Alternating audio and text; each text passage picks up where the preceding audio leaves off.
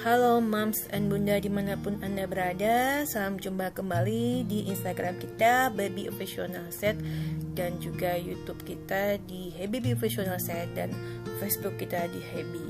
Salam jumpa kembali dengan saya Dr. Dewi Susilati SPLG yang akan berbagi tips kesehatan tentang manfaat USG di awal kehamilan di trimester pertama. Tentunya USG ini sangat bermanfaat baik di trimester pertama, kedua, dan ketiga.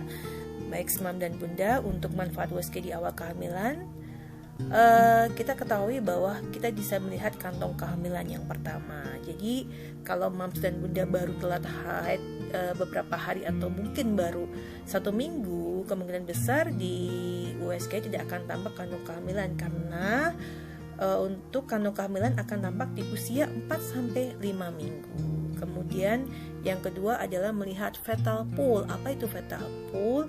Di situ kita bisa melihat seperti bundaran kecil yang ada di dalam kantong kehamilan.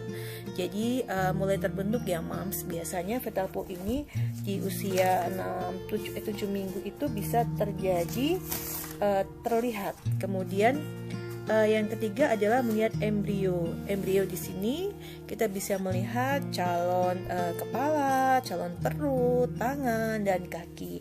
Dan tentunya ini biasanya bisa dilihat pada usia 9 minggu ke atas ya Mams dan Bunda.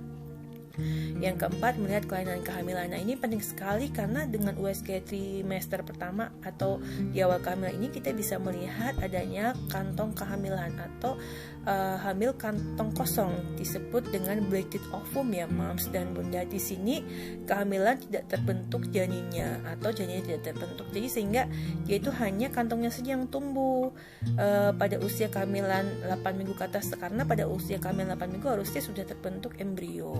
Kemudian kehamilan mola atau hamil anggur, di sini di dalam rahim terlihat dengan USG bentuk seperti buah anggur. Nah, juga ditandai dengan perdarahan di jalan lahir. Untuk bleated ovum dan juga kehamilan anggur itu memang akan keluar darah. Bedanya adalah bleated ovum itu belum ada pembukaan ya Mams dan Bunda, sehingga kalaupun dikuret akan memerlukan suatu alat yang untuk membuka jalan lahirnya. Sedangkan kehamilan mola biasanya kalau sudah terjadi perdarahan hebat, maka akan keluar seperti bentuk anggur dengan gumpalan-gumpalan darah yang menyebabkan Mams dan Bunda semua akan terasa lemas, kemudian masuk ke rumah sakit dan kehilangan darah banyak. Yang selanjutnya adalah dead conceptus, di mana di sini embrio yang terbentuk tidak terdeteksi denyut jantungnya, sehingga kalau orang biasa mengatakan bahwa bayinya tidak berdetak atau embrionya tidak berdetak atau calon janinnya tidak berdetak. Ini bisa kita lihat dengan Doppler ya Mams Bunda pada usia kehamilan di awal kehamilan di trimester pertama. Yang selanjutnya yang sangat penting adalah di trimester pertama ini kita bisa melihat yang namanya nucleotransulensi atau NT screening, di mana di sini kita bisa men-screening kecacatan sejak awal kehamilan. Apa saja kecacatan itu? Nah, kita bisa menilai. Yang pertama adalah mendeteksi adanya Down syndrome. Ini bisa dideteksi pada minggu ke-11 sampai 13 minggu ya Mams, kurang lebih umur kehamilan seperti itu. Kemudian kalau normal di sini kita bisa melihat NT-nya itu kurang dari 3 mm. Tetapi jika terjadi Down syndrome maka akan lebih dari 3 mm atau high NT ya Mams dan Bunda. Di sebelah gambaran sebelahnya bisa kita lihat nucleotransulensi itu yang sangat tinggi sehingga bisa menyebabkan apa yang dinamakan Down syndrome. Kemudian yang selanjutnya adalah anomali pada kepala janin ya Mams. Di sini kita bisa melihat hidrocephalus. Apa itu hidrocephalus? Dia itu tulang kepala bayi tidak terbentuk sehingga isinya cairan di dalam tulang kepala.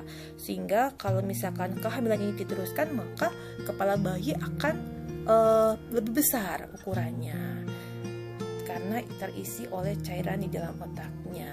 Demikian juga kita bisa melihat lemon size. Jadi ukuran kepala janinnya berbentuk seperti lemon dan juga seperti pisang atau banana size.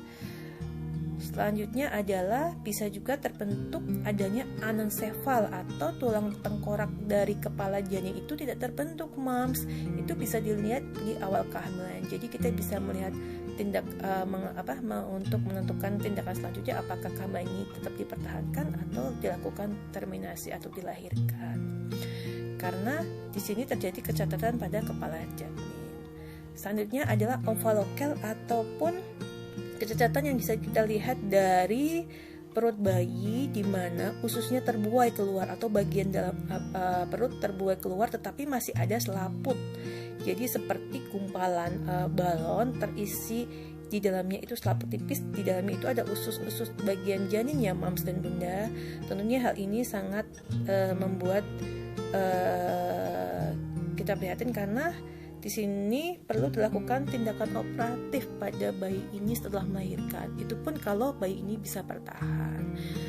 Akan lebih baik diketahui sejak awal ya, moms dan bunda. Kemudian yang selanjutnya adalah gastrocystis.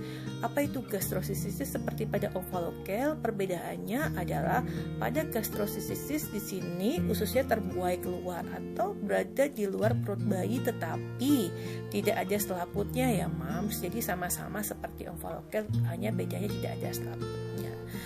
Biasanya untuk kehamilan dengan omphalocele apapun gastrocystis, bayi-bayinya tidak bisa bertahan. Kalaupun dia bisa bertahan, harus dilakukan tindakan operatif di center-center yang besar ya, moms dan bunda.